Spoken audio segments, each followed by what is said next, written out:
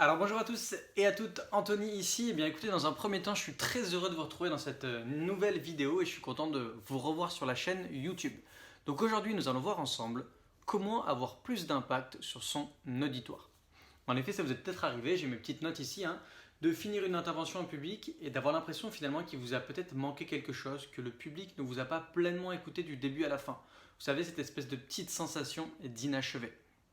Et à l'inverse, vous auriez peut-être aimé finalement finir votre présentation, vous sentir plus fier de vous, avoir l'impression que votre public il vous a écouté du début à la fin, qu'il a bien compris votre message et tout ce que vous avez finalement voulu lui dire. Donc ça tombe bien, aujourd'hui par rapport à ça, on va voir ensemble comment avoir plus d'impact sur son auditoire. Mais juste avant de vous livrer en 3 étapes comment vous pouvez avoir plus d'impact sur votre auditoire et vous sentir finalement plus fier de vous à la fin de vos présentations, je vous invite à vous abonner à la chaîne YouTube si ce n'est pas encore fait. Et vous pouvez également visiter mon site internet www.anthonylafont.fr et comme ça il y a d'autres contenus complémentaires sur comment finalement si vous êtes stressé ou anxieux à aider de vous exprimer en public, et bien finalement comment vous pouvez vous améliorer pour vous exprimer avec plus de clarté, plus d'aisance et plus d'efficacité. Donc aujourd'hui, les 3 étapes si vous êtes prêts. Si vous êtes prêts, marquez prêt dans les commentaires. Si vous n'êtes pas prêt, eh bien attendez d'être prêt. Puis quand vous êtes prêt, marquez prêt dans les commentaires. Je vous ai embrouillé? Non, ça va? Ok. On est parti pour les 3 étapes. La première étape, ce qui est important, c'est de vous poser la question sur quel domaine, à quel niveau j'ai envie d'avoir plus d'impact sur mon auditoire. Je vous donne un exemple. Dans le cadre de mon one-man show, il y a quelques semaines, j'étais en train de regarder les vidéos j'ai perdu le fil, des dernières prestations que j'avais fait et je me suis rendu compte finalement qu'il y avait certaines parties qui étaient un petit peu moins intéressantes que les autres et qui avaient tendance finalement à manquer de rythme et à manquer de blagues, à manquer de rire. C'était des moments où on n'entendait presque pas le public. Donc je me suis demandé finalement comment améliorer cette partie-là. Donc ça revient finalement à comment finalement conserver l'impact que j'ai pendant tout mon one-man show, cet impact que j'ai à faire rire les gens, à les capter, à les faire voyager avec moi. Comment je peux essayer de garder cela sur cette partie-là. Donc dans un premier temps, je me suis demandé quel est l'impact finalement que je veux avoir sur mon auditoire en ces moments-là. Finalement, c'est créer plus de rythme et obtenir plus de rire. Donc première étape, identifiez clairement quel type d'impact vous voulez. Je donne un exemple, si votre objectif c'est de faire une présentation et de vendre votre produit, si vous voulez avoir plus d'impact sur votre auditoire, ça peut être par exemple, l'impact que je veux avoir c'est vendre plus de produits. Si mon objectif c'est de faire en sorte que à la fin de ma conférence, les gens ils vont me noter, peut-être il y a un classement, je ne sais pas. Peut-être que l'objectif ça va être comment finalement mieux être placé dans ce classement.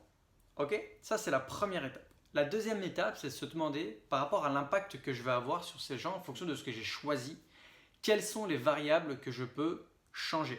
Pour mon exemple, si je reviens sur mon one-man show, comment créer plus de rythme, comment plus faire rire les gens?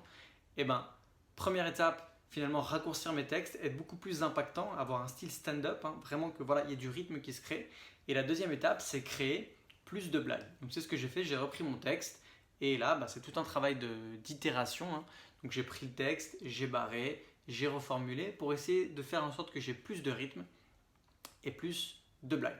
Mais vous, dans votre cas, si par exemple vous voulez vendre plus de produits, peut-être que la manière qui va vous permettre de faire ça, c'est de vous demander comment est-ce que je peux transmettre à mon auditoire un peu plus clairement quels sont les bénéfices qu'ils vont avoir à acheter mon produit.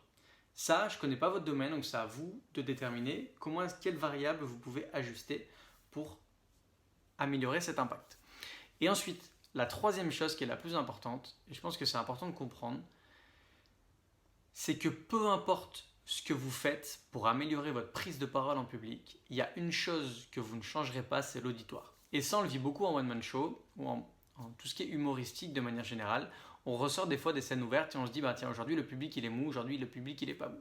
Donc je suis d'accord qu'il y a une partie d'adaptation face au public, mais je pense qu'il ne faut pas trop non plus se casser la tête et il faut bien prendre conscience que chaque auditoire est différent et que si un jour vous allez avoir une conférence qui va extrêmement bien marcher, il est possible que le deuxième jour, le troisième jour ou un mois plus tard, face à un autre type d'auditoire, elle marche un petit peu moins bien. Et ça, c'est pas forcément de votre faute, c'est juste qu'à ce moment même, l'auditoire, il a une personnalité, il a un âge, il a un vécu, il y a plein de choses que vous ne pouvez pas contrôler et qui influent sur ça. Donc bien comprendre aussi que bah voilà, il y a une part finalement qui ne vous appartient pas. Et donc c'est important, je pense, de comprendre ça pour se détacher un petit peu du résultat. Voilà, c'est les 3 étapes que je voulais livrer avec vous aujourd'hui. Donc première étape, identifier sur quel domaine vous voulez avoir plus d'impact. La deuxième étape, finalement, eh bien, vous demandez quelle variable je peux ajuster pour avoir plus d'impact à ce niveau-là. Et troisième étape, ce n'est pas vraiment une étape, mais c'est de prendre conscience qu'il y a une part de décision qui ne vous appartient pas. Voilà, j'espère que cette vidéo vous a plu. N'hésitez pas à la partager avec un ami si vous pensez que ça peut aider quelqu'un. Dites-moi dans les commentaires quel type d'impact vous avez envie d'améliorer au niveau de votre présentation et quelles variables vous allez ajuster. Comme ça, si vous n'avez pas idée des variables que vous devez ajuster, je pourrais vous donner des petits conseils juste en bas. Et quant à moi, je vous remercie encore une fois d'avoir regardé cette vidéo et je vous dis à très vite.